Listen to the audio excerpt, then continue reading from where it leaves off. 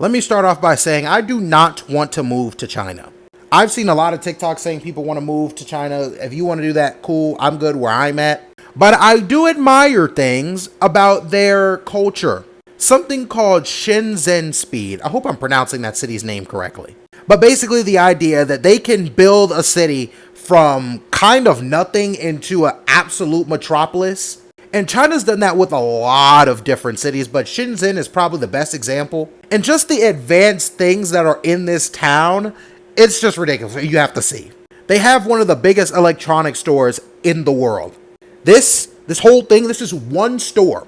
It's not a mall of different storefronts. This is one store. That's pretty insane. We could use that in the US. They have these big old mall sort of things. I ain't gonna lie, this kind of looks a little overwhelming with all the colors and stuff. Would kind of drive me crazy, but it's still pretty cool to have. They have like these stations full of outside activities that kind of blend in with the nature. They look like this on the ground. Completely ridiculous. They have a big old park where there are replicas of a whole bunch of different structures around the world, including the Eiffel Tower, which is right there. Some of them are one-to-one structures. Some of them are not, but hey, pretty cool. But by far, the coolest part of Shenzhen is their metro systems. Incredibly fast, incredibly efficient, and the main station looks like this. Train stations in the United States look horrible. I am from Atlanta. There is not a single pretty MARTA station I've ever visited.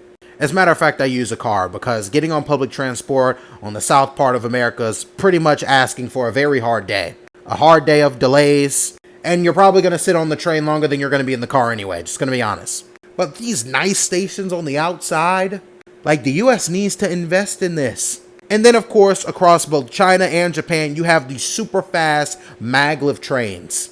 These trains that basically rely on magnets to kind of glide them across the tracks. Well, tracks, I kind of say they're really magnets, but call them tracks.